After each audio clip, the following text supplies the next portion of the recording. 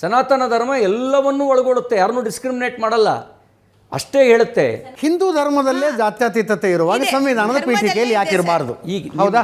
ಹಿಂದೂ ಧರ್ಮದಲ್ಲೇ ಜಾತ್ಯತೀತತೆ ಇದೆ, ಸಂವಿಧಾನದ ಪೀಠಿಕೆಯಲ್ಲಿ ಯಾಕಿರಬಾರ್ದು? ಹೌದಾ? ಇದೇ ಕ್ವಶನ್. ನಾನು ಅದಕ್ಕೆ ಹೇಳಿದೆ, ಹಿಂದೂ ಧರ್ಮದಲ್ಲೇ ಇದೆ ಇದು, ಅದಕ್ಕಾಗಿ ಹೊಸದಾಗಿ ಏನು ಬೇಕಾಗಿರಲಿಲ್ಲ. ಈಗ ಅದನ್ನು ಯಾವ ರೀತಿ ಅರ್ಥೈಸ್ತಾ ಇದ್ದಾರೆ, ಇಂಟ್ರಪ್ಟೇಷನ್ನು, ಮುಸಲ್ಮಾನರನ್ನು ಓಲೈಸಿದರೆ ಜಾತ್ಯತೀತತೆ, ಜಾತಿಗಳನ್ನು ಓಲೈಸಿದರೆ ಜಾತ್ಯತೀತತೆ ಅನ್ನುವ ರೀತಿಯಲ್ಲಿ ಬಳಕೆ ಆಗ್ತಾ ಇದೆ. ಇದು ಅಪಾಯಕಾರಿ.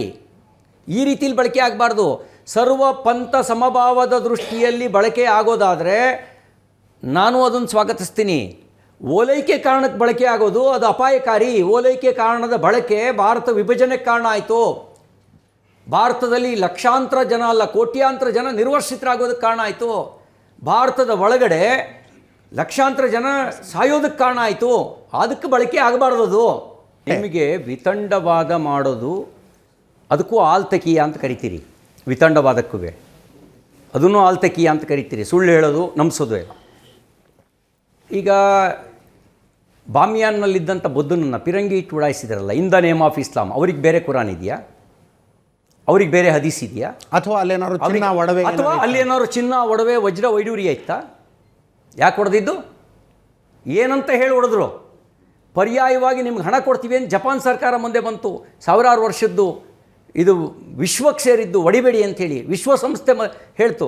ಕೇಳಲಿಲ್ಲ. ಇದು ಇಸ್ಲಾಮಿಕ್ ವಿರೋಧ ಅಂತ ಹೇಳಿದ್ರು. ಇಸ್ಲಾಮಿಕ್ ವಿರೋಧ, ಅದಕ್ಕೆ ಹೊಡಿತಾ ಇದ್ದೀವಿ ಅಂತ ಹೇಳಿದರು. ಅಂದರೆ ಅವ್ರ ಕುರಾನು ಅವ್ರ ಇಸ್ಲಾಂ ಬೇರೆನಾ? ನೀವು ಹೇಳ್ತಿರೋ ಕುರಾನು, ನೀವು ಹೇಳ್ತಿರೋ ಇಸ್ಲಾಂ ಬೇರೆನಾ? ಯಾಕೆ ದೀಪು ದಾಸನ್ನ ಜೀವಂತ ಸುಟ್ಟರು? ಭಯ ಹುಟ್ಟಿಸೋದಕ್ಕೆ. ಇದನ್ನು ಇವತ್ತು ಮಾತ್ರ ಮಾಡ್ತಿರೋದಲ್ಲ, 1000 ವರ್ಷದ ಹಿಂದೆನೂ ಮಾಡಿದರು. ಭಯ ಹುಟ್ಟಿಸೇ ನಿಮ್ಮ ಪೂರ್ವಿಕರು ಕನ್ವರ್ಟ್ ಆಗಿದ್ದು. ಚರ್ಚೆ ನಡೆಸಿ ಒಳ್ಳೇದಿದೆ ಅಂತೇಳಿ ಸ್ವೀಕಾರ ಮಾಡಿ ಕನ್ವರ್ಟ್ ಆದವರು ಬೆರಳೆಣಿಕೆ ಅಷ್ಟು ಜನನೂ ಇಲ್ಲ.